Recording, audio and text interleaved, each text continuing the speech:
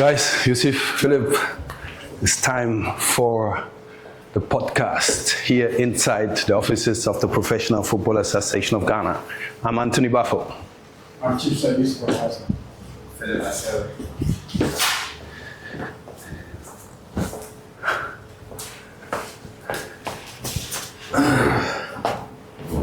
We are finally getting started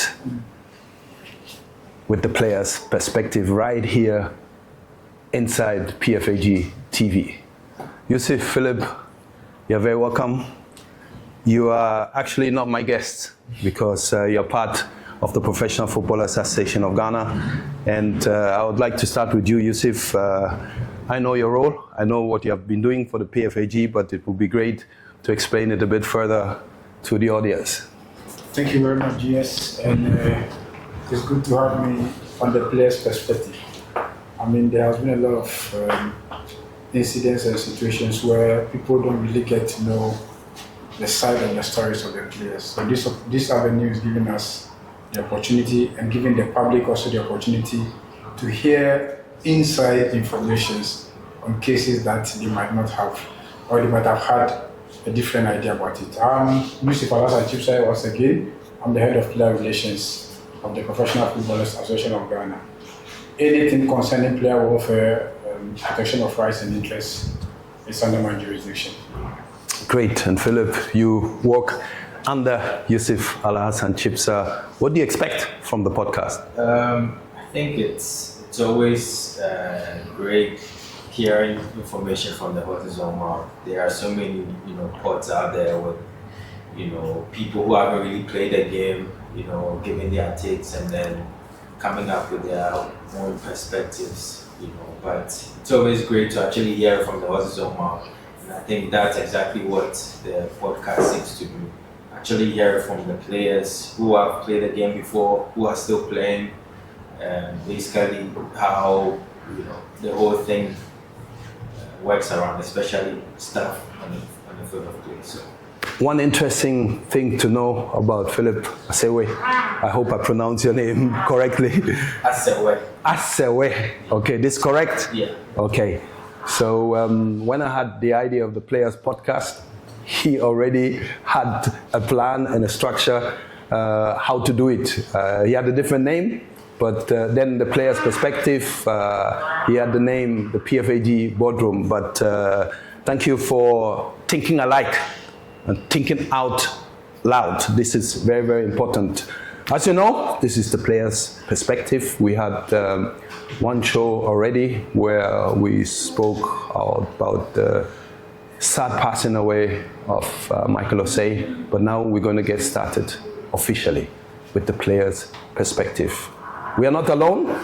We have a prince in the house. Yes, a prince in the house. He will introduce himself to you. We call him the Prince of Goals. Please welcome to the Players' Perspective.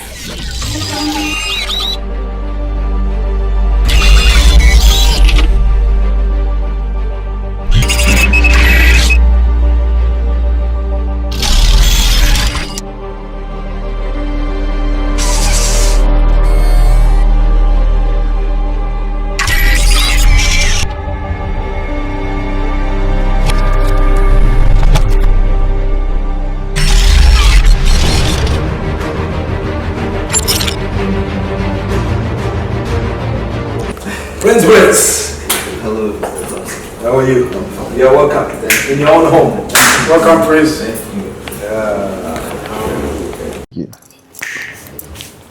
Truly unruly.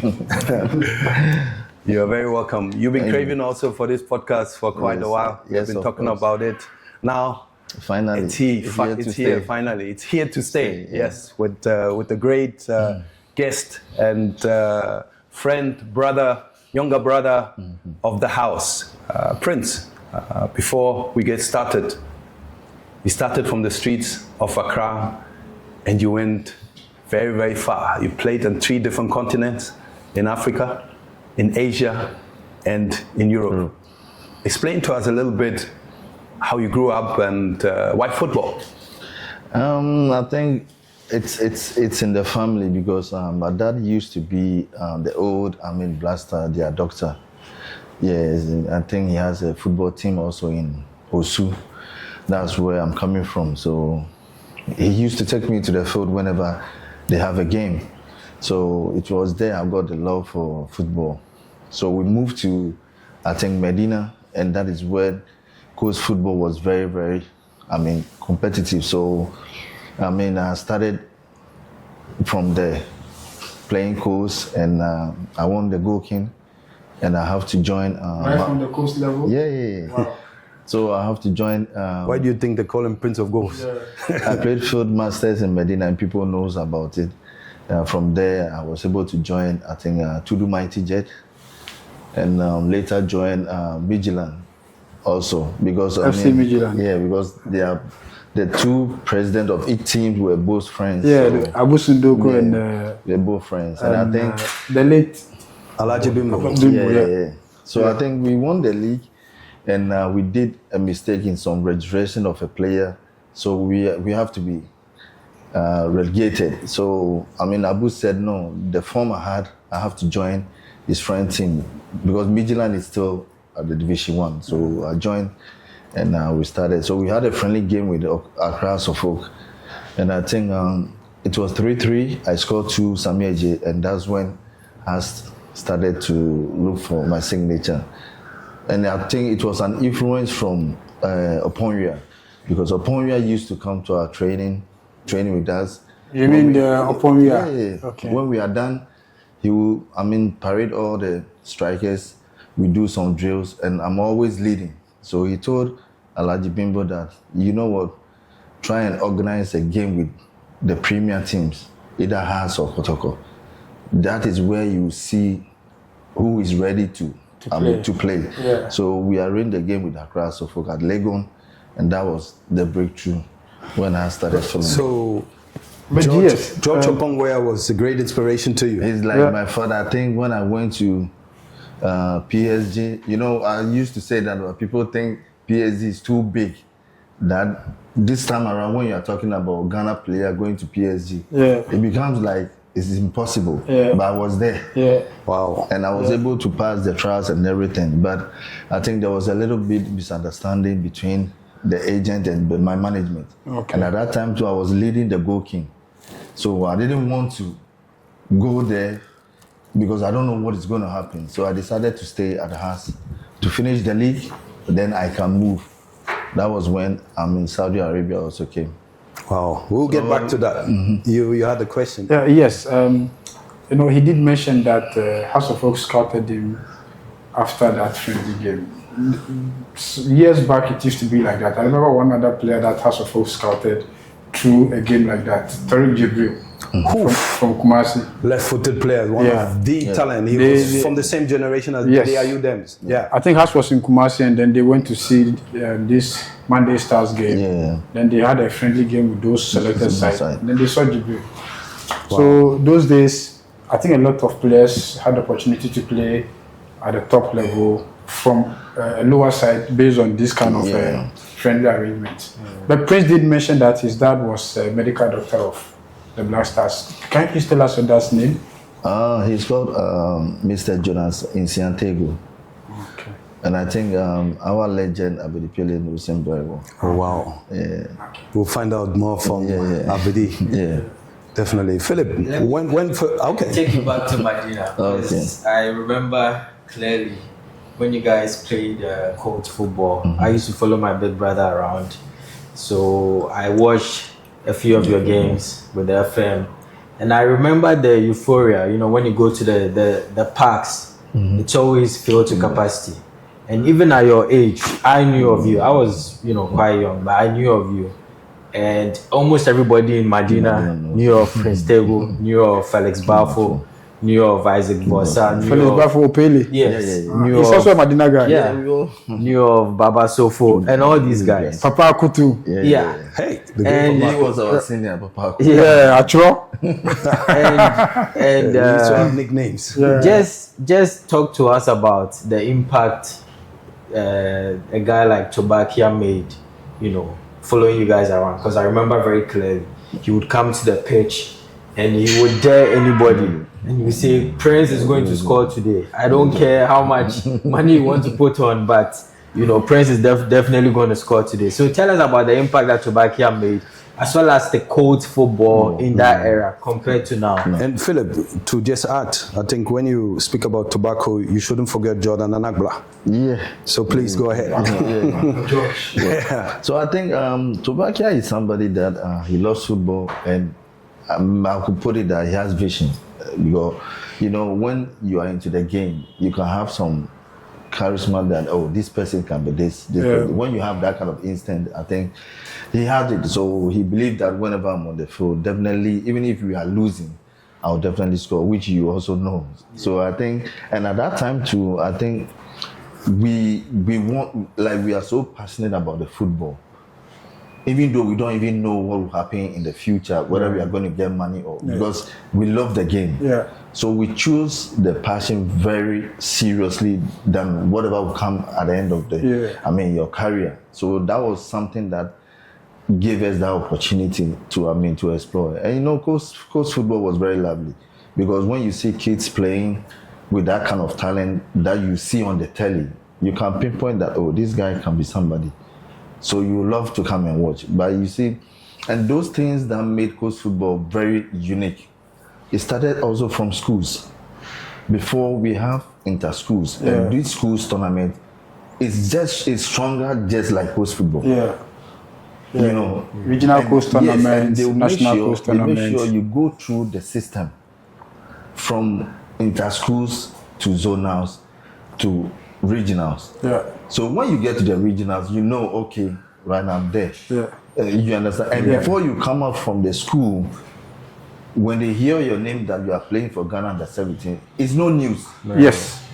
Because they know you from you went through the process. Exactly. And even before you get to the regional selective, it's not easy. You've had about hundreds of players on trial. So before you get there, it's the best of the best that makes it up to the regional setup. So let me know, what is the difference of today?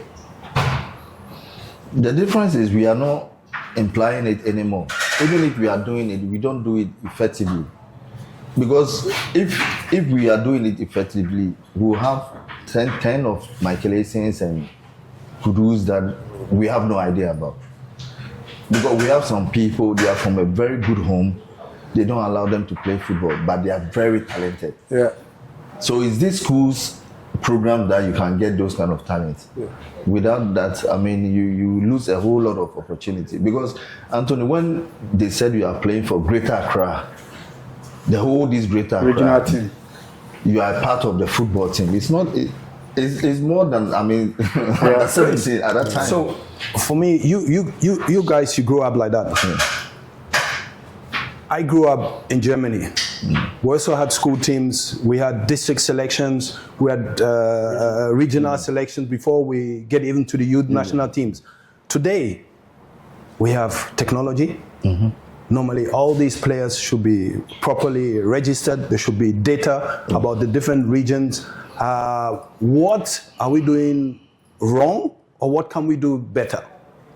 I think what we are doing wrong is we have to go back to the drawing board and make the inter-schools activity, sports activity, very serious, like the way it used to be. And those times even, we don't have a lot of things, but I just don't understand how well they were able to organize it very well. And right now that we have so many opportunities, we have so many things that can make it more easy, we tend to relax. So I think it's high time we involve some of the experienced players that knew what I'm saying or knows what I'm saying to, come to help, and I think we'll definitely get there. We spoke about Jordan Anagbla. I knew Uncle Jordan as a very straightforward man, no nonsense man, but also a very good eye for players. How would you describe him? He's like a father to me, because I remember when I was in Blaster, my first call up, and I think Mines 05 wanted me, And I think I have a story to tell with that too. So we'll talk about this at later. that time I was having a little bit misunderstanding with Vigilant. So he was my godfather because we all come from Medina. And he made me went to the under 17 camp, and I was able to make it. So I listened to him a lot. So he's like a father for like all the players. Whenever you have any problem, you want to solve it. Even the Greater Accra, we have a gun zone. That is how do you call it? The Medina side, the coast, because we have Accra. Because he made sure it was very competitive. So we all look up to him as a godfather. And I was very happy when he told me that, Prince, there's this offer from Mines and there's this offer from Saudi Arabia. I want you to put the difference that you had with your former team aside and just make the choice. So I told him that, okay, I would love to go to Saudi Arabia and come to Europe. Because normally people retire in Asia with that kind of mindset. So I told myself that that was back in the days. Yes. I told myself I'm going there to work hard and come to Europe.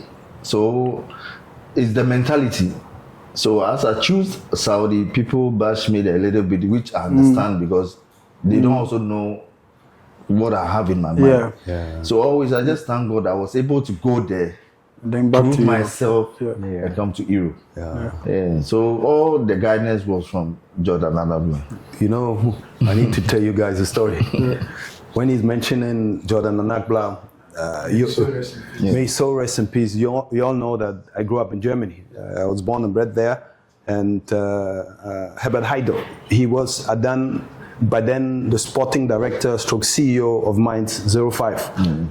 So he called me to ask about Prince Tagoe. At that time, they were at the African Cup 2006 in Egypt. So he said, please, can you accompany me to travel to Egypt? And then I made 1 or 2 phone calls and everybody told me, hey, if you're going to Egypt, take Jordan Anagba with you. That's his godfather. What he tells him he is final. And Alhaji Bimbo, they were all involved. So we got to Egypt. And then they spoke to Mainz. They said, yeah, everything is fine. Everything was fine. The people, Etihad, right? Yeah, they flew from... Hey, they brought a private plane. Before we were looking for Prince Tagoe, he was gone in a private plane. You understand? And the guy said, why? I came here. And I said, hey, God's time is always the best. You know, but at the end of the day, he was very successful there. So they hijacked the deal. Yeah, the day Alhaji Bimbo. Because they brought, I think, a deal of €2 million net. At that time? For salary or for transfer? For the contract. For the whole package? Yeah. I mean, for your salary? Yeah. 1.5 years. But you know, in Ghana, you don't chop alone, so. Yeah. And I make sure, Who was behind that deal, the Etihad deal? I think it was Samuel Eto'o. Okay. He came to watch our training. So in Egypt? Yes. And he was like, I looked like when he was very young, the way he was playing. So I think he was a best friend to the president of Etihad. So they told him they needed a striker. So he was the one that said, oh, I came to watch Ghana's game and there's this guy that is very good. Yeah. So as he said it, I think, you know, agents, they speak. Yeah. So there was this one strong agent in Nigeria called Shitu. Yeah. He's very known. Was he a former player? I don't know, but he's very known. He was handling Mikel Obi at that time. Oh, yeah, I know him. Yeah, so I think they connected with my people and that is how the deal came. But Prince, it seems like you had world-class players who had an eye on you. You mentioned George Opong Weah, who was the only African who won the world best and CAF best, and then of course Samuel Eto'o, who won it also a couple of times. That's great that you have such players as inspiration. George Opong was very, very good because I think after training too, you know what he does? He takes us to his home. We'll start training from 6, maybe by 9 we are done, but I'll leave his house around 12 to 1. Because after the training, we'll go to his house. He himself will do a little breakfast and slot his goals video and we'll be watching. And you'll be watching. Wow. Consistent. So when I signed my first contract, he was so happy. These are some of the information that you can only find on the player's perspective. Yes. Absolutely. I mean, I've never heard that Oponya was that close maybe there's to him. a way that maybe some interview he will tell you.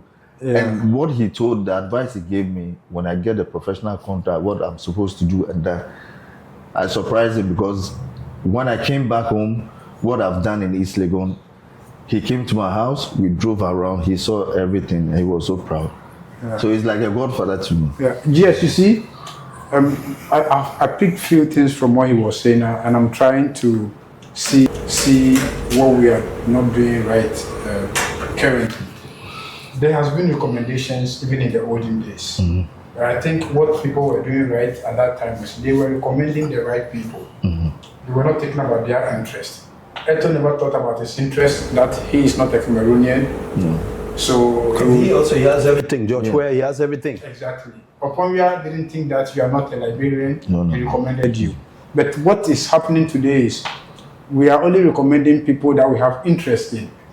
If I see a player who doesn't belong to me and he belongs to someone and he's better than my player, no, I still want to push my player there. And that is what is affecting our football these days. I think this is something that we need to look at it very well. Let's do the right recommendation. At the end of the day, it's Mother Ghana. It's Ghana football that will win. So it's one thing that was not, it's not being done properly today. Today, football is a huge business and everybody wants to benefit. But then, if the player is not good, it's not good. It's good. But you know what is nice about what he's saying? Strikers have an eye for strikers. You know, and I think... and one thing he told me that got me confident, he was like, Prince, whenever you enter into a team, it's a team, you are there to help. But don't forget, you have to know your job. Even if they score you 50, make sure your ball is in the net. That means you have done your job. So have that in my mind. And he said, Prince, there's no any beautiful goal. Beautiful goals comes when you least expect it. So so it doesn't matter how you score it. The ball just have to be in the net. We had one guy at Kotoko during our days. He's a striker. We call him "Don't waste my time." What was his name? When he takes off, Okansi, I've forgotten the name. He came from Temayut to Kotoko. Okansi, Michael Okansi. Not Michael Okansi, another guy. The moment he takes off, he tell you, "Don't waste my time." Just put the ball. All he wants is to score. He said, "My name should be on statistics, either assist or goal." He wants it there. He doesn't care anything. Anything else, he will not do. So, Prince, we are talking about you being an Etihad. How was the experience there, leaving Africa to go to Asia? Okay, I think let me give thanks to the Ghana Premier League at that time because it toughens me. And I have this thing in my mind that if I'm able to play a game like Hearts and Kotoko, there's no any other game I can play in the world. Yeah, so when I went there, I know, I mean, I've experienced that kind of toughness and that games. And you know, in Saudi, you might have a little chance to, I mean, be freedom to, I mean, relax on the ball a little bit. But here it's always pressure. A pressure. And we had strong defenders at that time. And one advice too that keeps me going, that just made me understand that every team you go, like as a striker, if you are not scoring, you might be, I mean, they might kick you out, but if they are losing and you are still scoring, you are doing your job. So I always make sure, even if it's assist or if I don't score today, the next game I have to. And me, naturally, if I play game and I don't score, I feel like I didn't play anything. So you can see me in the game, I can touch only 4 balls, but I'll score before the 90 minutes. I don't really want to do a lot on the field because everybody in his position. Yeah, you have a role. What was your best experience there and what was your worst experience there? Okay, I think my best experience was, I was told that we have a derby, El Ali and Etihad. They are all in the same Jeddah. Yeah. So it's a very big derby. And they were like, if you're able to score, against this team, your name will forever be in the team because they will remember you. And at that time too, I think when we got the transfer and the money and all those kind of things, they wanted to use that game to test that. Justify it. Yeah. And that game and that time too, the top scorer, the striker that was there was Mohamed Kallon from Inter. Sierra Leone. He was my who played in Inter. He was my godfather. When I got there, he saw me as black, so he was teaching me how to. So we were playing 2 strikers. So I scored 2 at that night, and that was, my happiest time when I was in Saudi Arabia. Are you still and in just the next morning, when I woke up, I think Alhaji Bibotu was there. When he woke up, he had about 15 missed calls from the president. Wow. Yeah, we just have to come to the office and take our money. There was a rumor too. I don't know if it's a rumor, it's a story that there was a game they promised you that if you score, they'll give you a piece of diamond or a car. No, it was. I think I had one of the best goals in the league. It was a bicycle kick, and I think Coca-Cola they awarded $50,000 for. I think that was it, but maybe they misquoted. Yeah, because there was this rumor that after that game that they promised, the club president promised you a piece of diamond. They said he opened his diamond box. Hey. So you didn't get that piece of diamond? No. It was a cash rather. Yeah, it was money. Yeah. But it was, I think, Partizan that we had derby with Resta, and the coach was a young coach, and this game was very important to him. And I think Renault was sponsoring us, so they gave him an open top. Cabrio. Yeah, that's how. So he was like, he's sacrificing this car for the game. If we are able to win, and who will score, you give the car, and I scored. And you got the car. Yeah. Wow. Yeah. Yeah, for Partizan against Resta. Back to I scored 2. You scored 2. Then you're a derby man. No, but back to Etihad before we move ahead. What was your worst experience, or an experience you would not like to be repeated? Yeah, I think we had a final game. I think with the Hilal. That was the president team where Neymar went. Neymar was playing, and we wanted to win the game. I think it was just last minute that I think the defender made a very terrible mistake. And when we lost, I felt like our fans are not our fans anymore. Wow. Saudi people, they are so passionate. And about dedication. we never saw this kind of their behavior before. And full of emotions. Yeah. Got destroyed. Like, it was very heartbroken that night. Yeah, wow. I got scared though. Yeah. Wow. But I think the next day they came out to apologize. They even came to the training grounds to apologize. Alhamdulillah. So you spoke about the Ghana Premier League and how tough it was back in the day. And the fact that if you could play a Kotoko v Hearts game, then you could almost survive every other game. And in this current dispensation, you have a player being top scorer a year or 2, they go outside, and the next season they are back in the Ghana Premier League. Do you think there's any correlation between, how, in terms of quality, how low the standards have dropped compared to your era, where you could leave Ghana and then go and possibly never return? Yeah, I think the quality, there is quality, but who scouted these kind of players? Where are they coming from? Do you get it? When you pass through the system very well, like we started from the core system we're talking about, there's no way you get to Premier and you get to Europe and you come back. Because there are certain things that you pass through. Excuse me to say, just this league that we are watching, there are certain chances that some of the strikers spoil, and it doesn't make sense. Did you get it? As a player that you want to play professional football, there are certain mistakes or certain chances, you don't miss it. Why do you think so?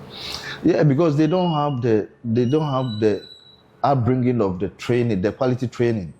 What they are, so where they have to position themselves. We have certain areas in the box. We don't shoot. We place it. And that is where you get the accuracy 100%. Even when the keeper catches it, I mean, you know that is the right thing. But some people inside the box, they want to shoot. Not even shooting, they want to shoot hard. Yeah, with their laces. You understand? Prince, a question to that.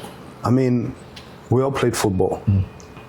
I started in the 80s. I'm much older than you guys. But one thing the experienced players taught me, you know, my first club was FC Cologne. I had Pierre Lebaski, Klaus Allofs, Tony Schumacher, and the rest. First of all, they didn't allow us to come 30 minutes before the training to the dressing room. They told us you have to be here 1 hour. 30 minutes before we start the training, they go out with us to how to cross the ball. We had somebody, we called him Klaus Fischer. He was very known for bicycle kicks. And he said, come, I want some crosses. But when my crosses were going behind the goal, he came and he corrected me. You see, so from that day, from that time on, we always went out before. Either we played Toro, you know, And just waiting for the training time. or Pierre Lebaski was showing us how to cross. Did you stay longer? Did you come earlier when you were a player? Yeah, I think when I started with Midland, that was first division, that is when I took those things very serious, because Coach Dauda got to know that I'm very fast. I should stop taking, normal bus to training or trotro out. I should stop taking it. I think I have to jog from house to the training. Wow. I think 3 times in a week. And most of the time, before I'll get there, he's already there. You understand? And maybe sometimes, so when we are done with the training, I have to stay like 10 minutes to do goal scoring with the keepers and the wingers crossing and finishing. So I have this thing with me. So sometimes, and you know, when Germany, if the training is 2 o'clock, you have to be there 12. Because when you are late just 1 minute, I mean, you're going to pay like 5,000 euro. So time, they don't joke with time. That means you had a very good salary. Yeah, so they don't joke with time. So I got to learn these things from that. So I was doing, even when I was in Saudi, when we have tough game, I make sure I train on my own secretly before. Because as a foreigner, you have to double your training. Yeah. Because they see you as their savior. Yeah. So when there is tough game and they don't see that kind of you coming up to show that, I mean, you are there for them, I mean, they will kick you out. And this is one thing that our current players do not know. No. That the moment you travel outside the shores of Ghana, the expectations is ×2 or ×3. Yeah. You cannot go there and play normal at par like the white people. The guy from that country. No. So this is what they do. They go and they think that he's okay, he's moved on now, he's making some more dollars. And no, you have to play ×3 what that citizen or that guy from that country is playing. That is the only way you will consider. Every foreign player is expensive for the club. You might not speak the language, you might have to incur other courses to get you to understand or to learn the language. You might not be known to the food, you might need special food. The salaries obviously is more than the person living there. So the cost on you is more than the one from that country. Therefore they expect your performance to be ×2 or ×3. Otherwise, they'll kick you. You have to go But look at the top players of today. They have their own nutritionist. They have their own gym, even at home. Sometimes you see on Instagram and all these things how Benzema used to train, how the Camavingas used to train. They even have a small pitch in their home. So I think things have really changed. Before we go to the other Asian club, the recent Hearts and Kotoko, since we spoke about Hearts and Kotoko, we couldn't fill the stadium. Why do you think is that? Yeah, I think because the passion that was there before is no longer there. And the reason is because they are not saying the quality of the game. Because you can't tell me the time Hearts and Kotoko, it was very competitive. I mean, they are not showing Bundesliga. They are not showing EPL. They do. We all watch, but people can forget about those games and they want to see, I mean, watch Hearts and Kotoko. Why? Because maybe Mr. Yussif Chibsah is there, maybe Joe Hendricks is there, Stephen O'Drew, you know, they make the game so lovely with antics like trying what they know outside the field, they always bring it on the pitch. You understand? So it makes the game like Don Botti. Like a week before the game, you could feel the tension. Yeah, the build up. I think across the field, and when we are playing against Kotoko, we have to go for camp from Monday or sometimes 2 weeks before the game. But recently, asked if they even camp for 3 days before they play. Okay, right now they are in camp because it's not. But at that time, I mean, my boss will tell you we can be in camp for 2 weeks just waiting for Hearts and Kotoko game. Wow. And when it's 1 week, the whole, if we are playing Accra, the radio station, they don't talk about anything. It's Hearts and Kotoko. So the tension is there because everybody wants to win. But now, what do you think we also, as former players, as legends, how can we contribute to the game? How can we contribute that Hearts, Kotoko, in the upcoming future will be packed? I think the only thing that we can do for them to be back, I think they themselves have to wake up and know that football is a very big business and you have to get the quality. It's not like the way Mr. Chibsah says, it's not like maybe this guy is my player, he's not really good, but because of me, he has to be there.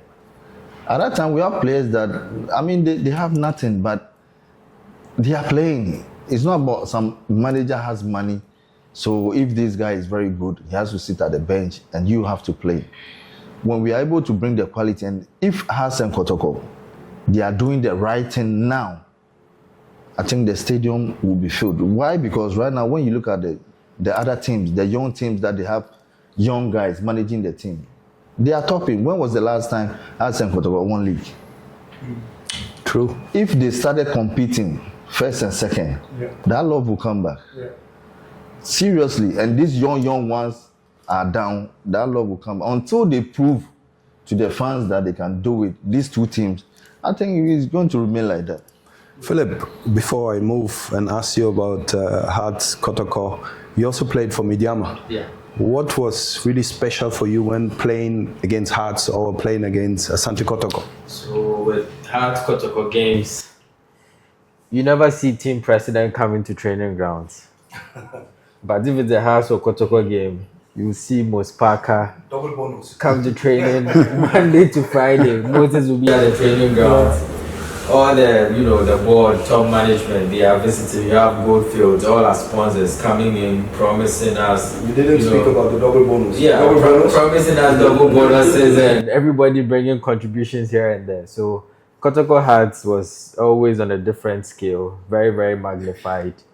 The stadium obviously was always filled up when you were playing Kotoko Hearts as against every other team.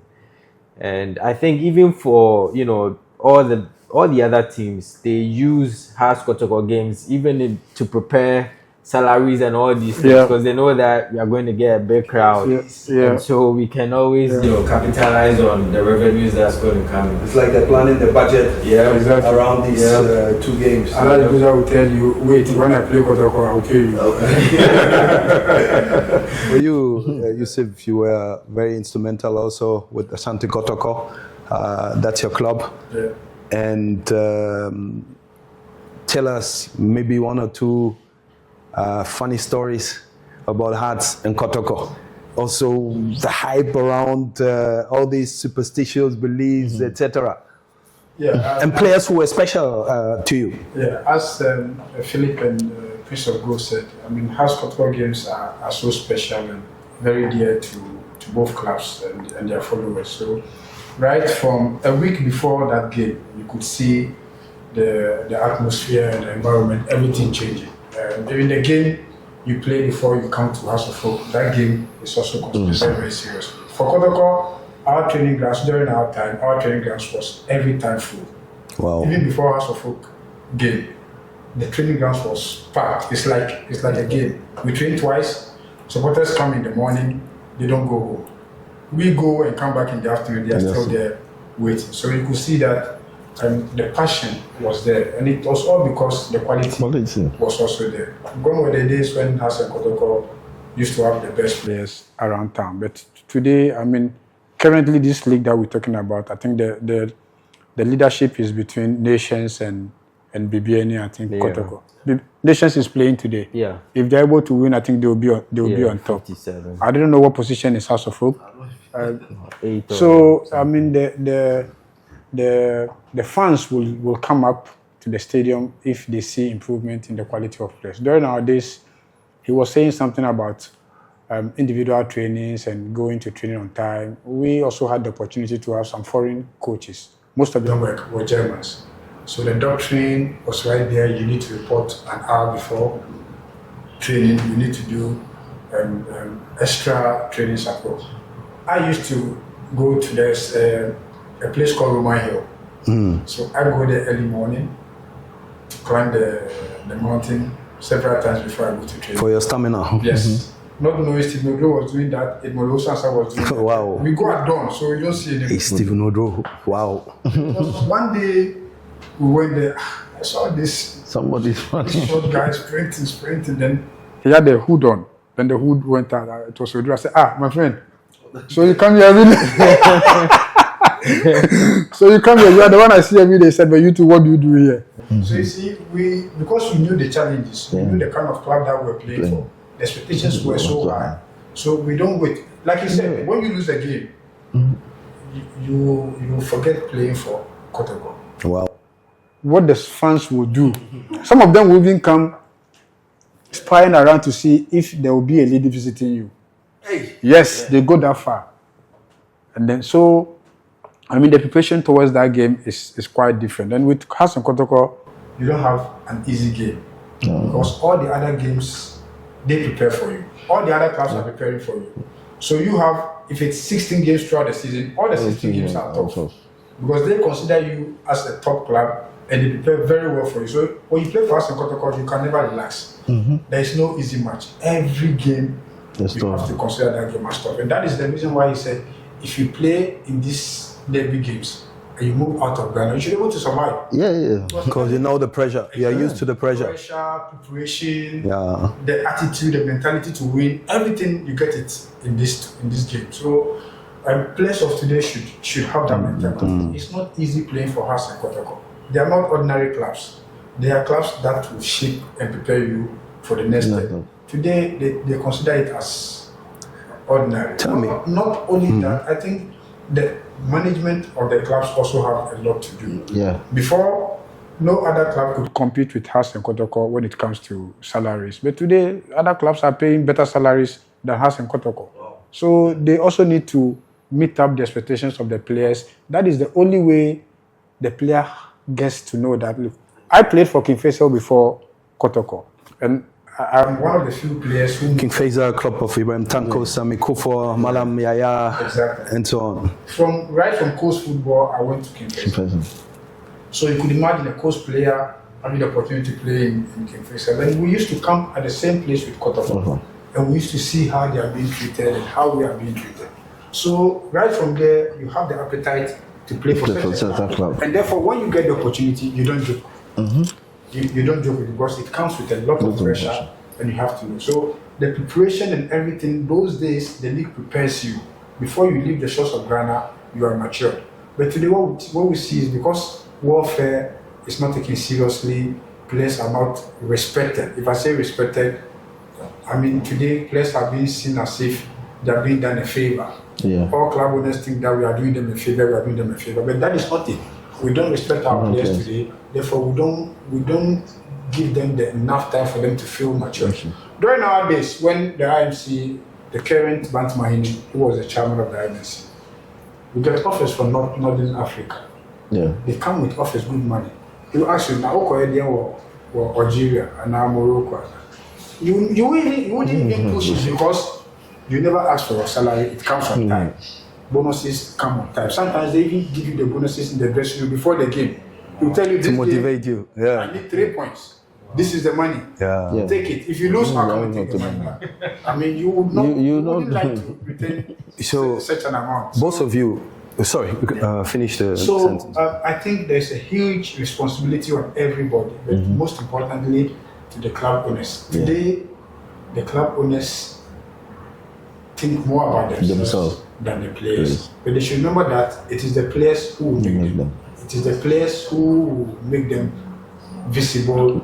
And Alhaji Musa today is because he's produced Sami Kufo, Bashir Gambo, Malam. He's produced a lot of players. Hearts and Kotoko, Hearts and Kotoko, their names can never be forgotten because they've produced a lot of players. Yeah. Why? Because they were taking player welfare seriously. They made sure that the players are okay. This is what we need to do. Otherwise, technical handlers, coaches, and other staffs, they produce players. The next day the player is gone. Why? Because he's not comfortable there. Like I said, nowadays, when Bantwani tells you what are you going to do in Morocco, you dare not question him. And you don't push for it because you are okay. The salaries come on time. Do you think, you remember we had the GFA president visiting us with his executive committee, and we elaborated over a lot of issues, and they have promised to cooperate. We even had the joint communique about standard contracts, minimum salary wages, and also insurance policies. Do you think this will also help once there's a minimum salary wage and standard contract for the players maybe to feel more secure? A lot. It is going to help a lot because then the players, as you said, it gives them some kind of security. They know that this is the minimum amount of salary that is expected to receive. And then again, we also have to guarantee the prompt payment of those salaries. The FA should come up with a strategy to make sure that we don't only set the minimum wage rate. Clubs should also respect that amount. So if there's a way that the payment of salaries, I could wish that we could get government intervention where I nearly chip in. Where government can come out and ask one of its institutions to sponsor the league, so that whatever amount that is coming from those institutions should go into payment of player salaries. It should be protected. It should not be given to the club owners, whereby some of them will use these monies for their personal gains, because they always say that they have invested in the club and therefore if money comes, they need to recoup their money first. But if you run a business, you should have a model that guarantees continuity. If the money comes and you put the money in your pocket saying that you've invested already, how do you expect it to continue? Yeah. So if we could find a way to guarantee and protect salaries of players, whereby let's say if any government institution, let's say GMPC, is sponsoring the league, they come up with money. So that money should be dedicated to the payment of salaries of players. It should be at the FA, so that FA makes sure that every month, at the end of the month, players are paid salaries. In Morocco with women's football, that's what they do. You wanted to chip in there. Yeah, because what Mr. Chibsah is saying is very, very true. Because when I was in Saudi Arabia, I got to know and learn certain things that they do for the league. So what they do is like, if maybe we have, 15 teams in Saudi Arabia, the president will make sure he will give each team $1 million. And that $1 million, it depends on you, the club. If you are very rich, you can upgrade your own wages. If you want to go and buy Ronaldo, that means it's going to come from, the extra is going to come from you, the president. But the president also makes sure that he supports the clubs with this kind of amount. So when you are spending with the players you want to buy, with their salary, you make sure you don't exceed that 1 million. And this has to do also with club licensing. So always salary cap, like a salary cap. Yeah. So always everything is in order. All is in order. So I think if we are able to preach this thing gradually, it enters into the minds of the officials, the president, and maybe they take any proposal to the president, and we are able to get what we are saying. It wouldn't be easy. It would be very hard for a player to just move out of the league anyhow. When he's feeling comfortable. Maybe we should say, how can we keep a player a bit longer in the league to mature? Because at the end of the day, everybody wants to compete with the best. Coming back to what both of you said, I remember when in Germany and coming down to play for the national team, I heard about Temagapoa, sponsored by Port and Harbour. There was Acotex. There was, in the north, there was this Dutch company who was also supporting RTU. I've forgotten the name. We had the Miners, Obuasi, Cofield. We had Power FC. You know, I think it's a good concept. There's a similar concept in the women's football league, like with army ladies, police ladies, and immigration, GRA, etc. Only that I think a certain budget needs to be pumped in, but I think that could also help. So, like I said, for us it's important also to come up with ideas and not to forget Kotoko, the president of the FA, mandated an executive committee member like Gideon, and then also Qatar to deal with our issues. So we are working closely on it, also on different ideas where we can contribute to make the league more attractive. I think that's the right word. Getting back to one of the questions that you asked, that how can former players also work? This is a golden opportunity where we can come in to help. Therefore, if there is a team, they have some representatives. If we have some representatives, we share ideas and then we put up a team. Let's say if we have a team of GS here, Abedi Pele, Tony Aboa, Stephen Appiah, Angola, Asamoah, Derek Watson, Prince of Ghost. We have these people with some few FA people in the team to meet the first gentleman of the state, or to meet any government institution, or sponsors, any corporate entity with a very good proposal. I mean, it will be very difficult for them with this caliber of players, the collective image of these people. It will be very difficult for any corporate body or government institution to say no, unless we are not able to justify whatever proposal that we take to. So I think we need to consider this and then work towards that. Yeah.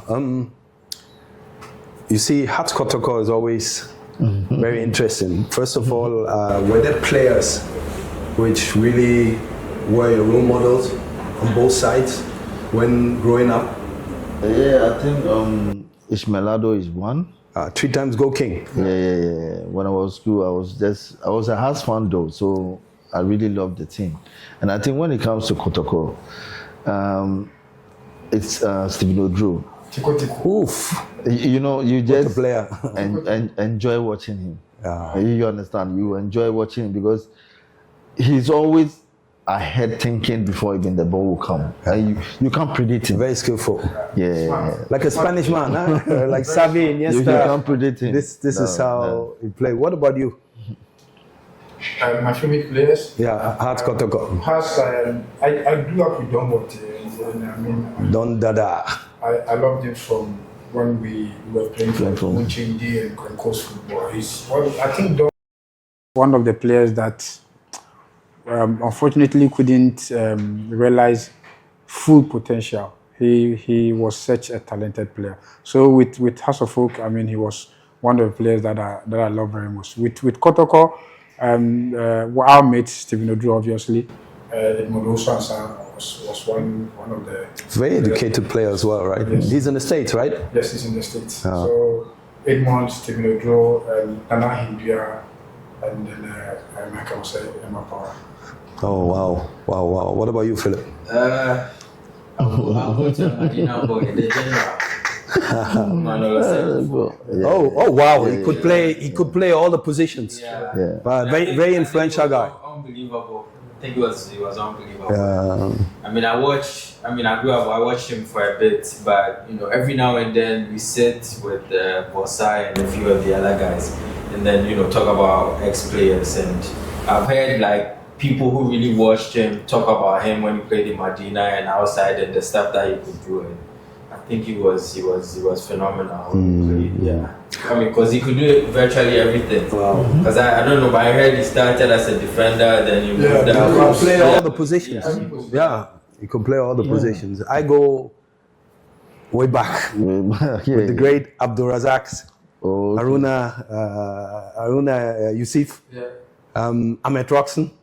Wow, Adai Chinchihine. I virtually always remember the pictures, socks down, And and the last time, even when we played the match against the Parliamentarians, he came into the dressing room and it was such a joy. And then also with Hearts, you see, I shared the room with Abidi Pele. Okay. And Abidi Pele always spoke about Adolfama. Yeah, I've heard about him too. And when we speak about Hearts, we can't forget also Mohamed Polo, Shamokre. Hey, you've forgotten Joe Debra. Shamo Leda against Joe Debra. I didn't watch those names you mentioned. Razak, I never watched Razak, but I watched Shamokre, I watched Joe Debra. May his soul rest in peace. Michael said, may his soul rest in peace. All great. And Stan War. Hey, I played with Stan. Hey man, the guy could run. Hey, Black President, Frimpong Manso. Hey, hey, we shouldn't forget Emmanuel Ama. He will fight us all. Very intelligent, very elegant player. You know, we could mention more and more players, but before we move to Germany, I want you to speak about the Confederation Cup. Hearts, Kotoko again. You know, you see, we have the right people sitting here. You know, you really, you were outstanding in that match. So I didn't watch the match, but you were lucky. You were not you were lucky. I think we did our homework very well. we did our homework very well. Because, both, I mean, spiritually and... who were the two coaches before you continue? Hans-Dieter Schmidt was Yes. Sir. Yes. Sir. Yeah. And I think the game, you know, when we played the first game here, the preparation we did outside Ghana, we thought we could score Kotoko like 4 or 5 years. We have to say that was the Confederation Cup. Yeah. The 2 games. Yeah. Because we were not camping in Ghana. We were camping, I think, in Togo, playing friendly games. We were in top form. And we know when Kotoko comes here, we'll just make sure we score them very well. And just, Kumasi will just be easy. But I think the game turned out that, I mean, we were having difficulties for no reason. We don't really know. And the game ended 1-1. So when it ended 1-1, we started preparing. Like I said, we know Kotoko always have problems with, I mean, Gophers. I don't know what is there, whether spiritual, I don't know what is there. Like, if Kotoko can win, if Kotoko can win all his matches, the only person that sometimes can break that record is Gophers. So we went there to camp there. You understand? So spiritually, like to get certain things there. You know, it's not everything that you can say. Okay, so it's like when we're going, I think when we're going to the game. Okay, but before the game, the selection, what Jones did that motivated us. Like when he mentioned, I mean, your name as a goalkeeper, maybe Sami Eje, he will give a little story about you, what you've done for the club, what you've got into. To psych you up. Just compare yourself to this, I mean, Kumasi Kotoko's goalkeeper.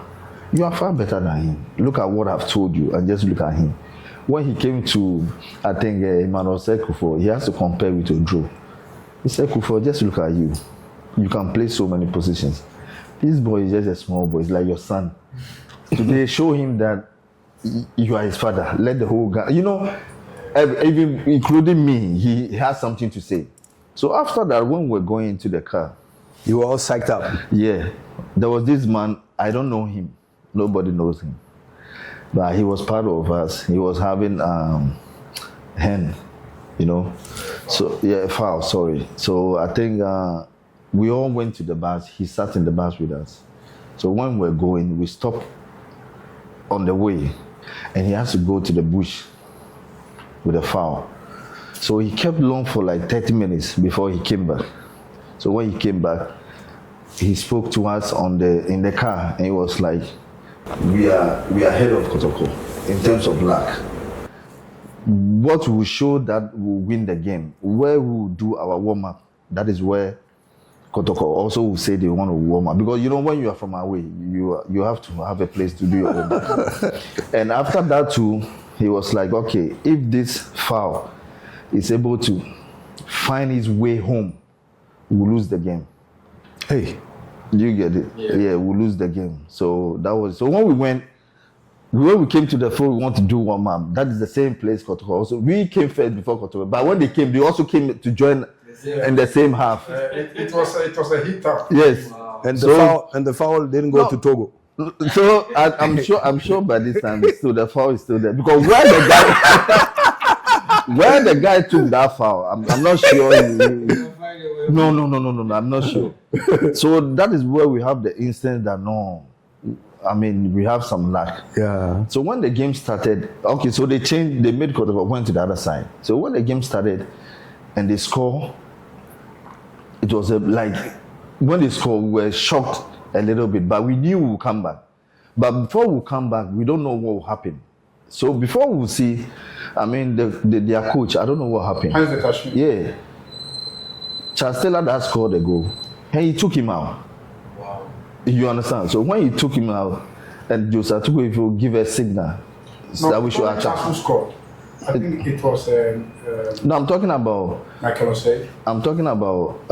Dakar one. No, I'm talking about the Kumasi, the return game. Okay. So when Charles scored, they took him out. So when they took him out, and we started putting pressure. Kumasi Charles didn't score. He scored. Kumasi. Yeah, he was the one that scored.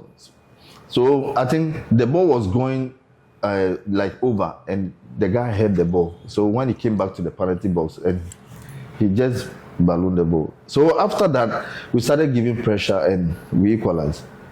So when we got to the penalty, we knew that definitely we were gonna win. So that is how we won the game. And when we won the game, we left Kumasi, I think 9 after breakfast. We got Accra 1 a.m.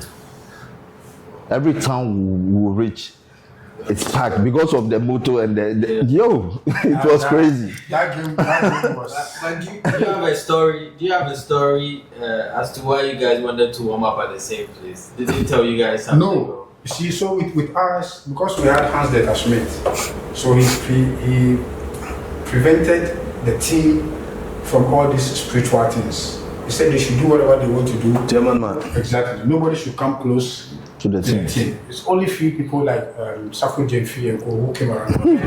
The fan base, those who did their ways and means, whatever, everybody was not close to the team. And those things they give to us, yellow things to tie, and he didn't want it. And you didn't have a foul?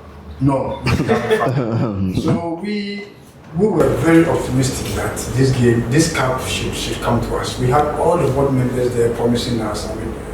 Despite PV Oben, Kesben, all the board members were there promising us house each and cars and money and all that. So when we had the 1-1 here, we knew we were going to finish us in Kumasi. Because we saw that even when they equalized in Accra, they were lucky.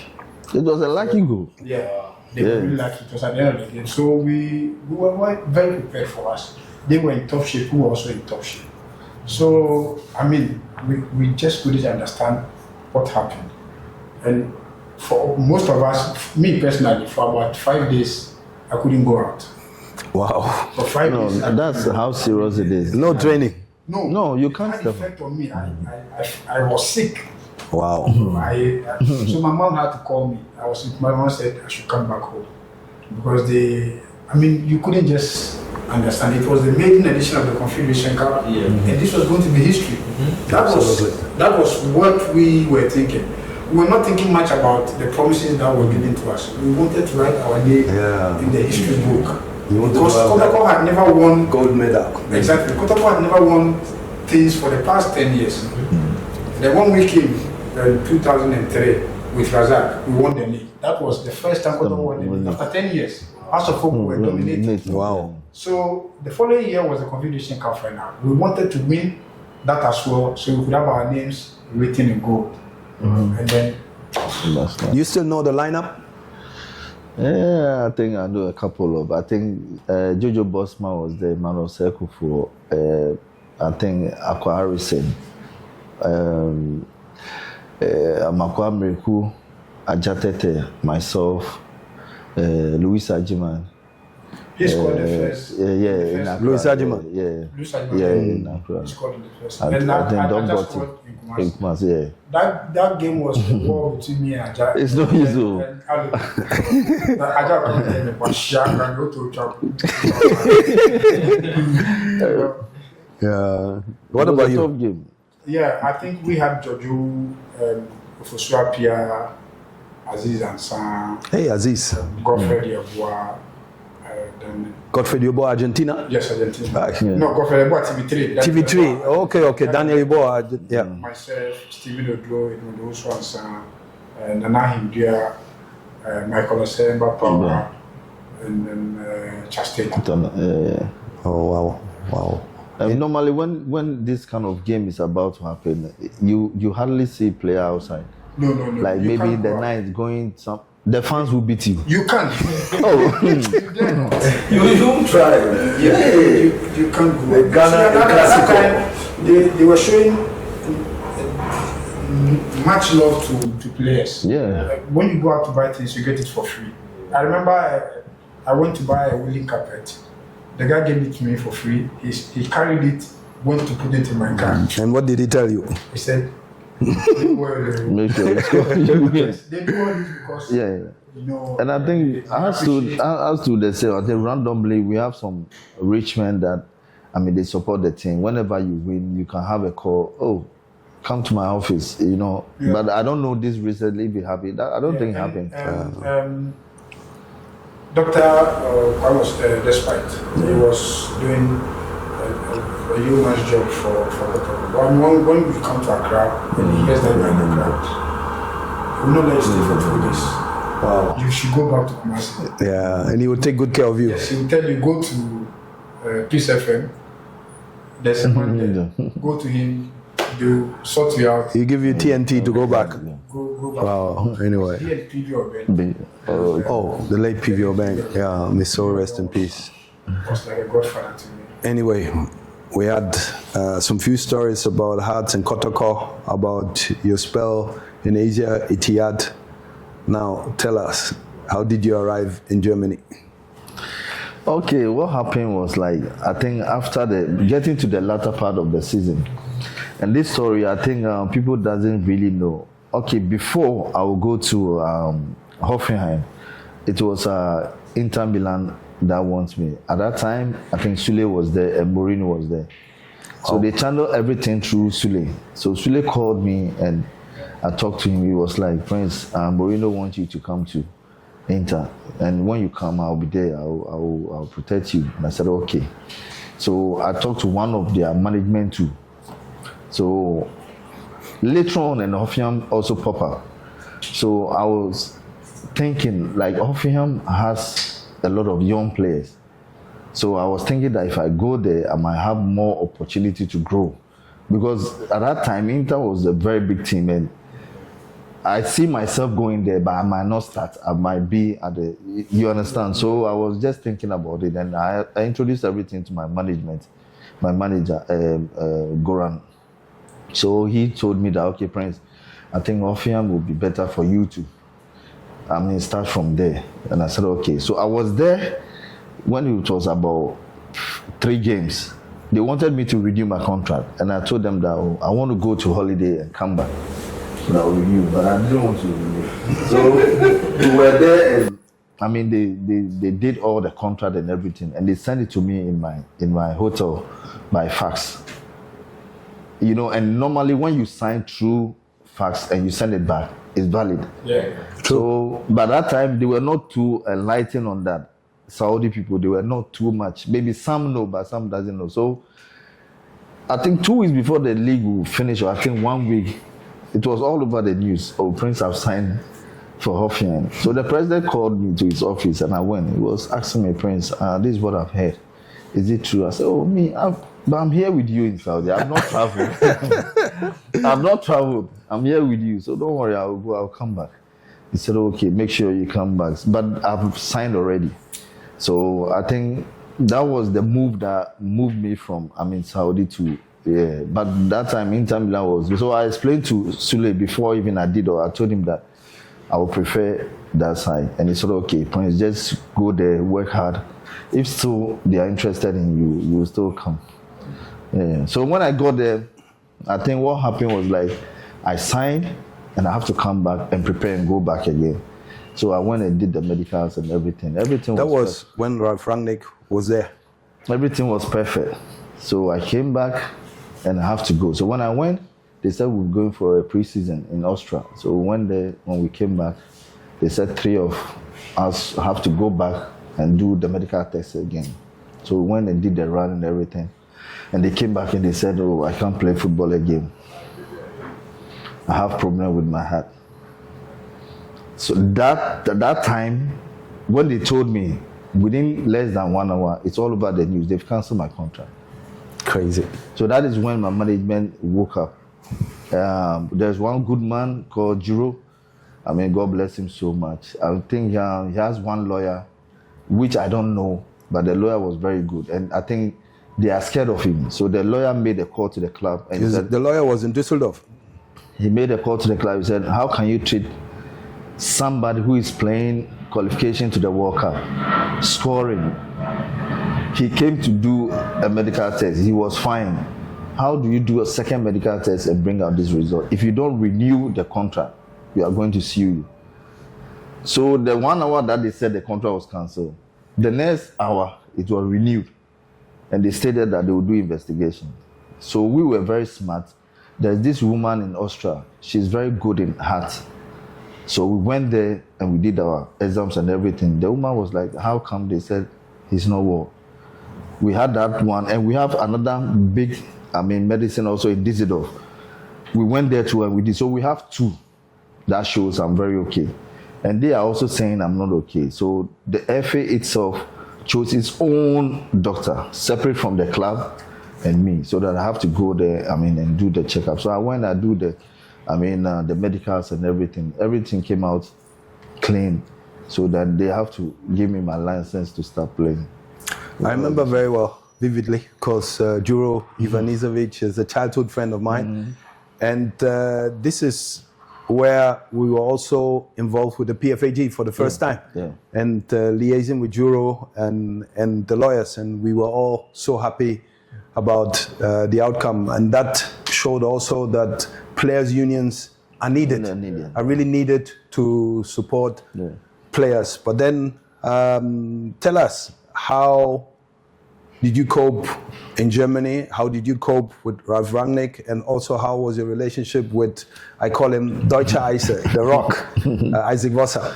Yeah, I think Vossa has been a brother since like Medina, because we played the course together. So apparently I was even staying with Vossa when the issue was going on, because the next day that I would get my apartment, that was when they said there's a problem. So they have to hold on with certain things. Vossa was already with Hoffenheim. Yeah. Vossa was already with Hoffenheim. Even before I moved from Saudi, I was talking to Vossa, because it was the coach that wants me. So he was speaking through Vossa, because most of our international games, the coach follows Vossa to watch.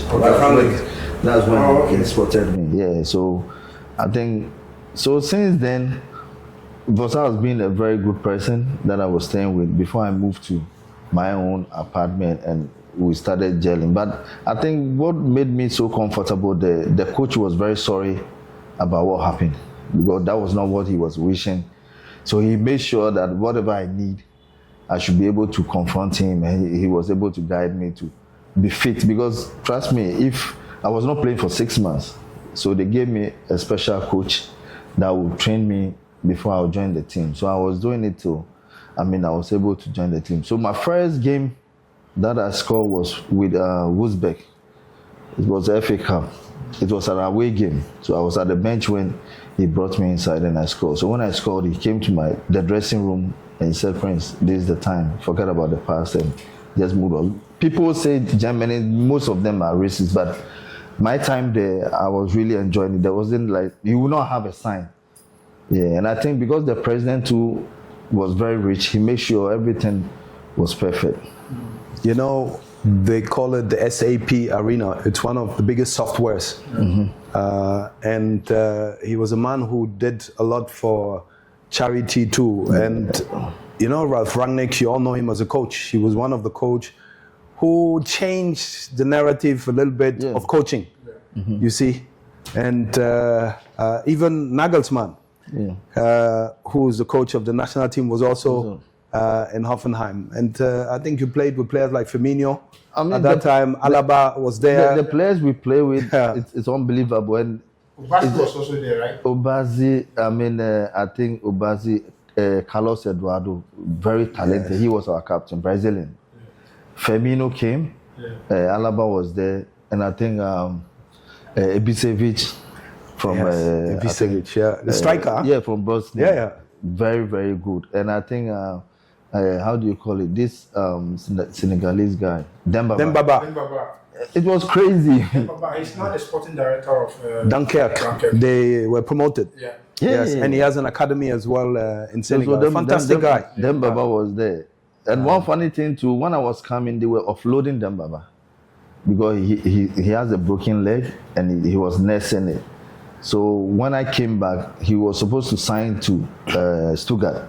So when he went, he failed the medicals because of the metal, so he has to return back. So he was just an additional to the strikers. But trust me, he became the main striker. Fantastic guy. You don't joke with this Senegalese people. And he's moved to, is it Newcastle? Yeah, it was Newcastle. He played Newcastle, he played Chelsea. From Offiam, it was a big fight. They didn't want him to go. But he left the club without announcing to anybody. They said they would sue him. He said if they like, they should do whatever they want. He signed and he played. You know those people. He sent the foul. Them when they take a decision, and he's the only one that can challenge the coach. He and Carlos Eduardo, because Eduardo is our everything. When he wants to play the game, you see him dribbling, taking balls, moving. But when he's pissed off, he play only 2 touches. When you give him the ball, he will break and pass. I call it like a policeman in the heart of the traffic. And but then Baba can challenge Rangnick, tell him his mind, and the next day he's playing. And sometimes it's good, sometimes not good. And I think some of our Ghanaian players who really want to excel in out of the country have to be outspoken. No, you see, white people you have love to be that. bold. Yes, you understand. White people love it. That is the only way he could challenge the coach and still play. Because the white man will not take offense. No. But in our world here, even if you are saying the fact, the truth, no, they will take it personal. They will take it personal. They take it personal. You see, it's like also when you bring up your kids. I always tell my kids, you can say yes, daddy, but I don't agree. In a respectful way. That's very important. What I learned in Germany, sometimes when you have misunderstanding, I wait, maybe when there's a big group, but after I knock on the coach's door, I said, oh, can I have a word with you? And then we talk. So he also has to explain me certain things. And I think to be bold and outspoken in a respectful way. I love that thing about Dembaba, and I think that made him move to another level where he wanted to. Because at that time that I came, they wanted to cut him off. So for him to come back, make certain move, and a team like Newcastle want him. He doesn't have future with Hoffenheim. So why do you want to stop him? You see, so that decision he took really helped him. It was very, very bold decision. How would you describe the characteristics of the German Bundesliga and the German people per se? I think, to me, my personal opinion, when it comes to professionalism, I mean, a country that really know what they are doing when it comes to football, the whole world, I'll choose in Germany. The reason why I'll choose Germany, I've not seen any country that, maybe in UK too, maybe I mean, it's there because I've not played a league there, but in Germany, before the league starts, the stadium is already full. Sold out. Yes, and even before you start the league, you as a player, they will give you the ticket, 2 tickets, from the beginning of the league to the end. Either you are going or you are not going. If you have any visitor that you want to give to, season it is there. Autograph that you have to sign. it's like even that one is like another work additional. They can give you an autograph like 10,000. Ask him. Yeah. When you are less busy, give you a whole you are box, busy yeah. signing. You have to bring. They will give you time. You have to return everything Absolutely. for the fans. So I mean, your salary. If your salary have to come on 26 is there. You don't ask before you open your locker. It's there. And when you open your locker, it's there, and they will give you another letters that Puma, Nike, brands of kits. They want to give you a contract just because you've signed a professional contract. If you choose Nike, they will write your name. And don't Before forget, you see, the Panini contract. before you see, they will bring you a box every month. Yeah. You understand? You don't ask for everything. Is on point. Everybody is doing his job. Professionalism. It's top notch. Yeah. Germany, Bundesliga. Bundesliga is top notch. I also have a few to share because it actually motivated me. When I was in the course in Ghana, he took me along. He was the head coach for the U23s. He actually made me the captain of the U23, and he actually promoted me from U23 to the Black Stars. So when he had the opportunity to be the assistant coach to Sorry, that's how he captained Athens 2004, right? Yeah. Yes. So when he had the opportunity to be assistant coach to Thomas Doll in Hamburg, he left and then he recommended me and Yahuza to Hamburg. So we had the opportunity to be there. I stayed there for like 6 months. I have an idea. Yeah, so I mean, it motivated me. When I came back, I said to myself, I have to play The professional. professional football outside because what I saw in Germany with Hamburg. No, So and it's not only the first team, huh? It motivated me a lot. So I mean, German football. And you see, you have the Bundesliga, and you have also the second Bundesliga. Yeah. You see, and if you do well, for instance, in the second Bundesliga, 1 or 2 years, you go straight to the Bundesliga. You see, Philip, have you ever been to Germany? No. I had a couple of German teammates when I was in college, so we had a few guys coming in from Germany. My coach was German, Oliver Weiss. Yeah, so he actually came to Ghana to scout for players to take to school. So he picked me up, and I mean, very, very disciplined. They have standards. You find out, a couple tests that you need to pass to be on the team. So at 12 midnight before the first day of preseason, we had to run the Cooper test. Hey, Yeah, so you eight laps, so 2 miles in 12 minutes. So if you're unable to make it, it means that you're not part of the team. You didn't care whether you had scholarship or not, you're not going to train with the team. So it was me, like 3 Ghanaian guys, and a couple of the guys couldn't pass, so they were basically off the team. And these were guys who were on scholarship, but he didn't care. and he didn't give them a second chance. You will get to run it, maybe keep trying, but those were the standards. So the first Cooper test, the team, and then we had a beep test. You had to pass, I think, level 12 or something to be able to get your gear.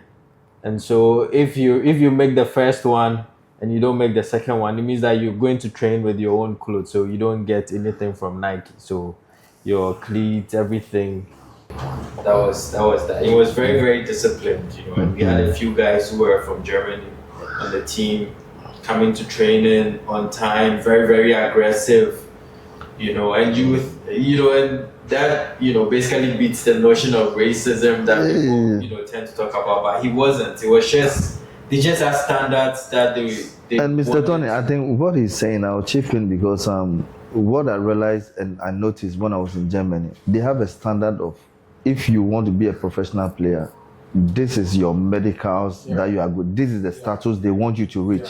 If you are below, they will not sign you. And they will not bend the rules. No. You understand? Yeah. And this is where people take it personal. Yeah. They will not bend the rules. It doesn't matter how good you are. Time is Physically, time. if you can't reach to that level. You see, and that goes into when people fail medical. Doesn't necessarily mean you are sick. No. Or injured. If you fall below the standard, it's considered as you failed medical. Yeah. You might be healthy, all right, But Yeah. if you're not able to hit, Yeah. What they expect. And sometimes you have to work on your fitness. That is it. Yeah.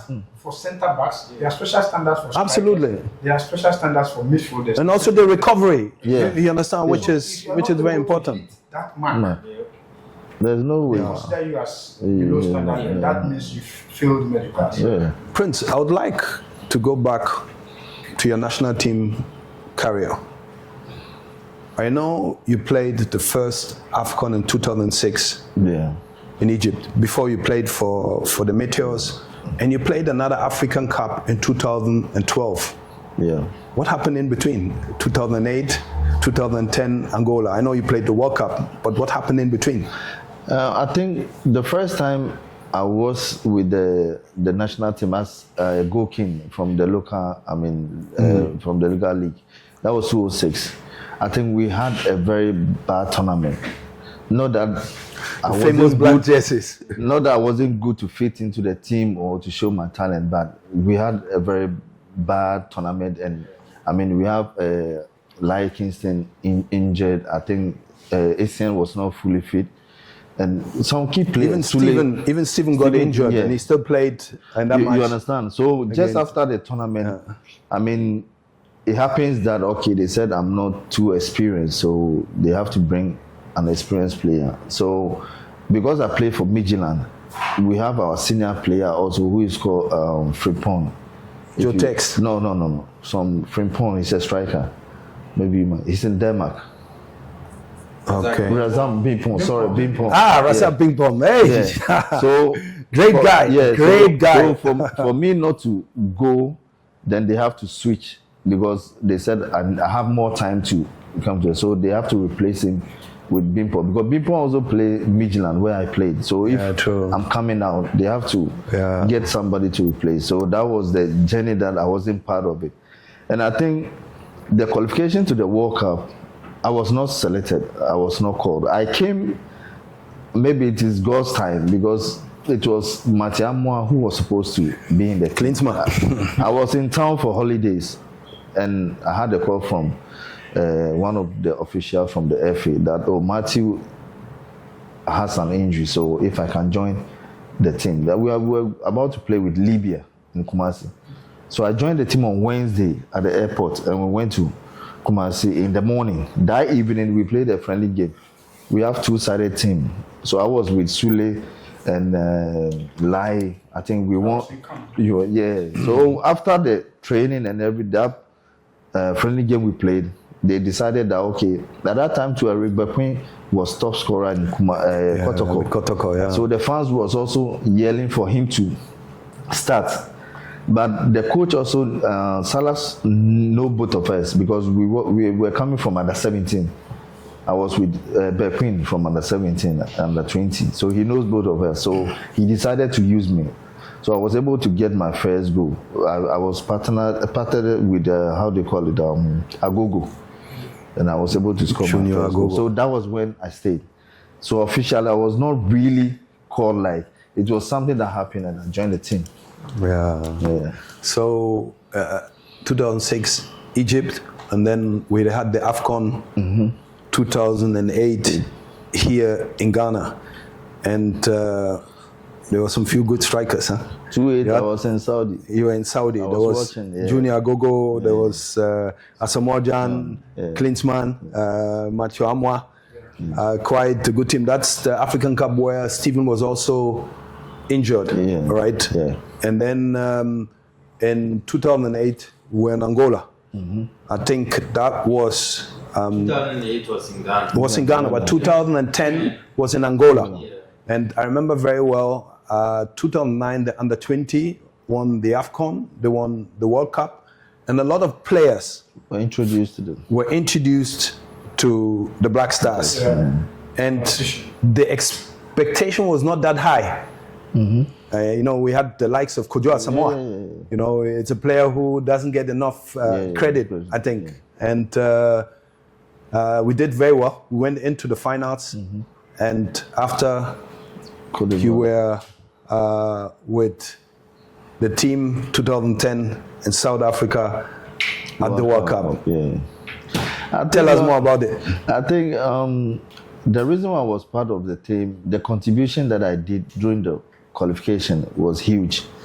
And the coach also knows about it. So when I had the issue with the club in Germany, I mean, everybody was praying that it should be over, because I've been able to be with the team throughout the qualification, assist, scored, and I was prepared. So when that incident came, it was a bit dicey, because with that you can't get the certificate to even play the World Cup. So all we're praying that I should have a clear, decision for them to know that everything is fine. So when it happens, I knew definitely I'll be part of the team. Yeah, because at that time too, Asamoah was injured, so there was no any striker at that time. Mm. Yeah. But we had a fantastic World Cup. Really, it was amazing, and I think what motivated us much was like some of us, it's our first time. Some people have went to, I think, the 206, the Germany one. Exactly, which was also a very good World Cup. Yeah, Yussif, so and Chibsah was one of the standby players. The World Cup should have gone bad for us, trust me. When we got there, I think where we were supposed to, to sleep or camp, at Chibsah, I think when you say it, you'll be shocked. They took us to a school building room in Pretoria, right? I'm telling you. Yeah. And it's very shameful when you can hear maybe England, they came to build certain things for themselves with their family. Like all the countries, they are living in a place that is very decent. But when you check Ghana, they took us to like a middle school, like university. Because they are on vacation. So there's like no, I remember very well because it was crazy. And Prince, I respect. At that time, I was working already for FIFA. I was the general coordinator. Yeah. So they called for us to have a meeting, and with Fred Papo.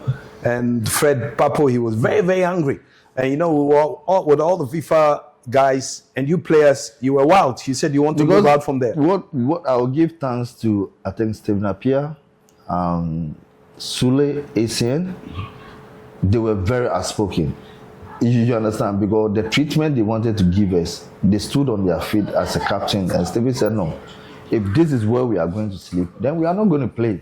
Yeah. Because you can't have appearance fee like $100,000 and sleep, which means there's a lot that the players need to feel comfortable and play the game. So when Stephen spoke out and all the players supported him, Chibsah, you can't imagine where they took us. Where they took us is like heaven. Yeah. The reason why we were able to perform, people doesn't know. The transition from what we saw. Yeah, you came to Rustenburg. Yeah. I remember. Where they moved, they said Arnold Schwarzenegger Casino Hotel or something. Yeah. You even had baboons there and everything. Yeah. The atmosphere after training, what you see, like so everything was flowing. Yeah. So sometimes we have to plead with some of our FA people or the football people. What they have to do for the players to perform, they have to do it. Yeah, but now I think in terms of hotels and everything, it's at the much better level. Yeah, it's better. I'm just saying that before, previously, like if that frustration step in, we couldn't have performed to reach where we got. Yeah. So 2010 was a great World Cup. You nearly got into the semi-finals, Yeah. And the way everybody played, and most of the Africans lost their game, and our game was the first game that we won. It gave us that confidence that we can push forward. Yeah. And we were one at that time. We were one. Unity. Yeah, the unity was there. Who were the leaders in the team? Stephen, ACN, Sule, and Ali Muntari. And I think Richard Kingston. Yeah, John Mensah as well. John Mensah too, yes. The Rock of Gibraltar. Yeah. They make sure we, the young ones, we don't lack anything. Everybody should feel free to say whatever if there's any mistake. And it was fantastic. Top guy. The Rock of Gibraltar. Top guy. With whom did you click the most in the national team? I think when I first entered to the Blaster, I think it was Yussif Frimpong. Okay. Yeah, and I think secondly it was how do you call it, Agogo. Junior. Yeah. Hey, a beast, huh? Yeah, Man. because he's moved to Egypt. I was the one. We talked for so long. Zamalek. Yeah, because when he was playing, he was ending, but he was going to end like 5 times. I mean, more than what he was Zamalek, ending. it's a big team. Yeah. And he said he wanted to experience because he was asking me, do I play in Europe? And I said, no, I'm playing in Saudi Arabia. And you know one funny thing, when I was getting this name or scoring in the Blaster and everything, I wasn't playing in Europe. I was playing in Saudi Arabia. Yeah. And the reason was I was always consistent playing 90 minutes. It's about performance. Yes, and your playing time. Asamoah Gyan, he scored most of his goals whilst playing for Al Ain. Mm-hmm. That's where he scored most of his goals for the national team. Yes. You know? It's about performance. Yeah. And you know why? He's playing 90 minutes. Absolutely. Me, I have this thing that I always say, if you're a player and they sign you to Manchester and you're at the bench, you come in 20 minutes, 30 minutes. Forget if somebody's in Asia, Saudi, and he's playing 90 minutes, he's better than you. Yeah, like the coach says, you are. It doesn't. That's what you play. He's better than you. When you're not playing, you cannot. And this thing has to, it has to it's a transition to the national team, because if somebody is in the big club and is not playing, and somebody is somewhere playing 90 minutes and scoring, trust me, match fitness is most important. Wow. Especially for strikers, I think it's even on a magnified level, because the more you score, it doesn't matter where you score. So long as you're scoring, you know, the confidence just keeps. That's what you need. It's all about performance. Performance, When we had the German coaches at the senior national team, we had local players starting games whilst professionals were on the bench. Asamoah Gyan at the point was starting games. Kotoko was starting games. And we had players who had come from Europe on the bench. It's about performance. Right. So if it doesn't matter where you play, no. if you're in top shape, and you're performing than other person, you should get the edge to start. And match fitness, you need it, Mr. Tony, to perform well, national team, wherever, you need match fitness. Oh, it's very, very important. Match fitness is very important. Oh, it's key. Yeah. It's key to really succeed, and then also to prepare yourself well, to be not only a professional in training or on the pitch, also off the pitch. Yeah. This, I believe, is very, very important. We spoke a little bit about your national team career, but now there's something we call life after football. So, yes, before we get into that, I'd like to know, right? You're looking at your time at the national team. There are rumors about, you know, a certain form of rivalry between you and Asamoah Gyan and all these other, you know, forwards at that time. And I just want to know, you know, how was it like playing with him, you know, competing with him, because you guys were virtually fighting for the same sport. And, you know, let's just oppose it to this current dispensation when maybe you have just Jordan leading the lines and it's almost like a one-man show. But in your time, it looked like there was a lot of competition, you know, amongst you guys. Oh, okay. I think it's the fans. Or maybe, you know how it is when you are playing for the national team. Because let me tell you something. I think Asamoah didn't play too much when it comes to the league, the Ghana league. He didn't play for long and he went. You understand? He left the Liberties to Udinese. Yeah, I played 2 seasons. You understand? Before I took the Go King. All the 2 seasons. I think the first season they divided the league. I mean, so the Accra zone, I was the one who was leading the Go King. And I think me and Asamoah also, we met in Metios. Yeah. And our game with South Africa, we won 3. Ubedansa scored 1, I scored 2. All the 2 goals that I scored, it was Asamoah who gave me the pass. We were playing 2 top strikers. Oh, okay. You understand? Yeah. So in my mind, I was thinking maybe any coach that was smart who see that kind of vision like that, what we have. You get it? And what made people think maybe we are in competition and they wanted to compare me and Asamoah and all those things. That was when maybe the AFCON didn't go well for Asamoah when they were playing in Ghana. So just after that, if you could remember, we started playing the qualification for the World Cup. And Ghanaian's hope was on Samoa at that time. Yeah. So when I joined the team, and I think Machamuatu was doing very good. Yeah. So when I joined the national team, it got to a time that if I don't score, Agogo will score. So gradually, they were trying to forget who Asamoah is or what he has done. You understand? And Asamoah prepared very well. He made sure, when he got to the World Cup, he showed what he can do. Absolutely. You understand? And at that time too, the coach preferred to play only one top. Right.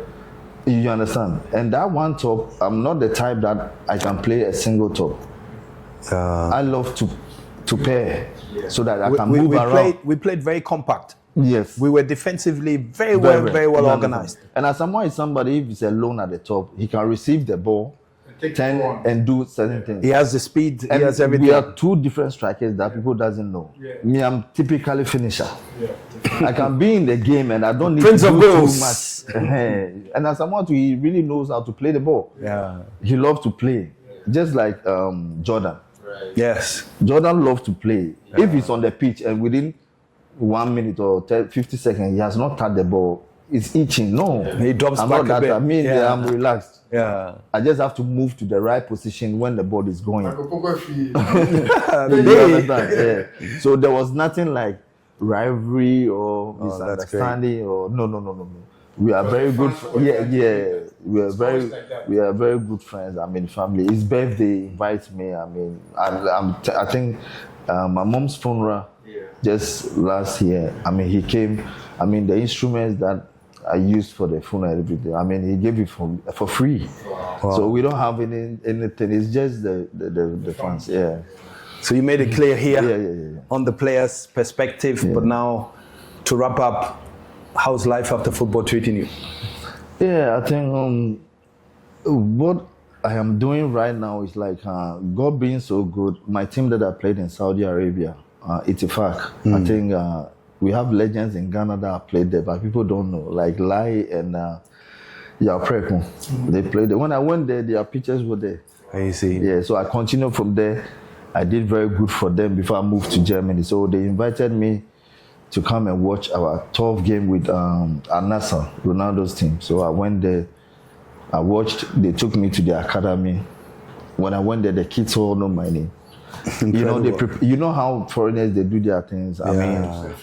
Hall of Fame. It's I have to speak to the young team, give them some advice how to be a good striker. If you're a striker, what is expecting about you? They pass the legacy on, you know? Yes. Yeah. So they just told me that, Prince, anytime that, there's a good player in Ghana, a very young, you can let us know, we'll bring him to come for trial, or maybe you'll be our scout in Africa. So that is one thing that I just started just last year when I went. So I'm on it, we are communicating. Anytime they feel like they need a position, they will let me know. Apart from that, just do my small real estate thing that I have some couple of houses in East Legon that I rent. Yeah.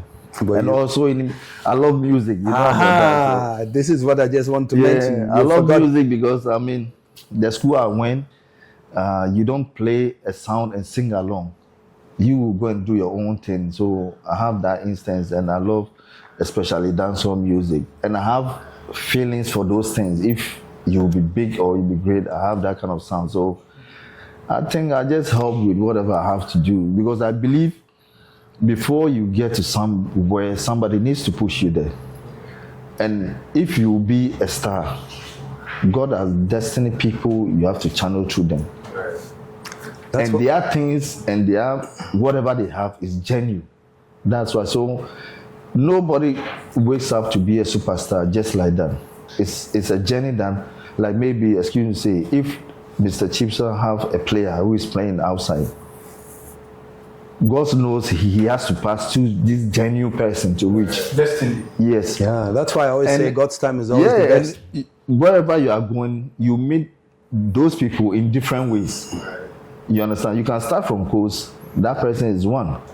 Where you go, you need somebody who is higher than this person. That is another. So I have that kind of thing in my mind. So I just do things with expectation. One of your best friends in the music industry. It's Popcorn. Yeah. It's a dancehall artist from Jamaica. Sometimes people don't really know me well. They don't understand. I believe you don't need to really put your head in one basket. I'm a footballer. That is fine. Yeah. I have knowledge about it. But other things that you really love also can also put you somewhere that maybe you have no idea about. Because this person that we are talking about came to Ghana 2013, that people doesn't know, his first time. I was the one who hosted him, made him feel comfortable in Ghana. You understand? That's where our friendship started. So it became like a family. Right now, see where he has reached with his career. Yeah. You understand? So me knowing this person, I feel like it's a blessing, which means anything that I open-heartedly want to support will come out very good. Right. Yeah, because where he is now, he's far gone. And I'm happy to see him that way. And that friendship has never broken. And he's not busy for me. Mm-hmm. You can always count on him. You understand? He's not busy for me. Yeah. Upon all the busy schedule, recording music and performing, he always remember that. Yes, and those people are human beings.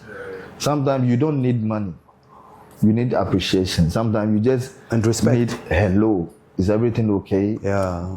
True. Yeah. We should do that also more often amongst ourselves. Yeah. Because we never know of tomorrow. Yeah. At the end of the day, we come with nothing. And you go with nothing. You go with nothing. Yeah. It is what it is. Anyway, I think it's about time to wrap up. Mm-hmm. We have been talking a lot. We got to know a lot about you, but we can't let you go just like that. We need to know your best 11. Well, the best 11. Only if you want to say it. If you just want to mention a few players, it's up to you. I can mention some few, but not really best 11. Yeah. Because, let me say, players that I felt comfortable around, like, good. You understand? I think first goes to Emmanuel Sekufo, the general that you're talking about. Yes. He plays my dad team. He knew me when I was a kid. Wow. So when I came to Hearts, he was the one helping me. Great. Certain matches, he will fake he's injured and I'll play. Wow. Yeah. So shout out to the general in the US. Yeah. And I think the next one is Nino Edouna. I don't think Nino is a defender. Yeah. Hearts of Oak. No, we know him. Okay, I like him. He also played my dad's team in Osu because we were just staying around here. Yeah, he also, is one of the people that I look up to. Ishmaelado. Gave me a lot of advice when I was in Hearts. Are you still in touch with him? Yes. He's in Worcester. Yeah. Where is he? Worcester, US. Oh, in the US, okay. Yeah. It's also one of it. And I think Jotes Frimpong, like I said, he also play a very big role. And I think Stembe Apia also. Because when I was early stage in Hearts, whenever we have game, he makes sure he comes to watch. And maybe, and any time too he comes, I score. When I score, back door, he makes sure he sorts me out. So, I joined he has been good to a lot of people. Yeah. You know. So when I joined the national team, I think this one they have to say maybe I have to permission to say it. Zimbabwe did something that people doesn't know. When we were in the camp in 2010, there was a chance we were training. There was a chance that I was supposed to score, but I missed it. The way he shouted at me, with that serious face, I've never seen him like that. Competitor. Before. Yeah, I was heartbroken. But just after the training, they brought BlackBerry, the phone, the touch. Yeah. It was new. The World Cup, the BBM. If you have money, you will not get it. Because it was new, but he was an ambassador. So they brought it to the field and they presented it to him. So fast forward, we went to have lunch. I was in my room, I was sleeping. There was a knock on the door. I know he gave him a BlackBerry. That's how Stephen is. I opened my door, it was Stephen. He said, what am I doing? I'm resting. He said, okay, come and sit down. We sit down. He talked to me, was like, yo, what happened on the field? It's not like I don't like you. You can do better and you have more in you. So I want you to wake up. Take every training serious. So this is for you. I'm going. I just left. That's how Stephen is. And that time, Etienne was begging Stephen to give to him. He wanted to buy, you know. So up to now, nobody knows where the phone went, but he gave the phone to me. No, at that time he still had an MTN contract. I yeah, remember. yeah. Everywhere you go. Yeah. So I've never forgotten about that thing. I can give you a whole. No, he will come on the show. He will come on the show, so we'll talk about him.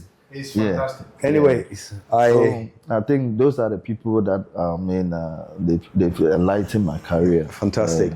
Fantastic. Okay, before we wrap up, Philip, any last word from you? I think it's been great having Prince on the pod. He's someone that, as I said earlier, I grew up watching him. I watched when he played Code, so it's just great, having the chance to catch up and then touch base. I really enjoyed this session. Yussif? Same here. I think we thank him for accepting the invitation and coming to share his stories with us. Some that we knew, some we didn't. Yeah. And it's a pleasure to have you here. Thank you. I will not kick you again. Prince of Ghosts, this is not your first and your last of course. appearance here. You're always invited to join our podcast, and really thank you for being here, and keep being you. Yes, please. That's, I think, is very important. Yes, please. So watch out for more episodes of The Player's Perspective. Until now, it's me, Anthony Baffoe, right from the home of the Professional Football Association of Ghana. With them and for them.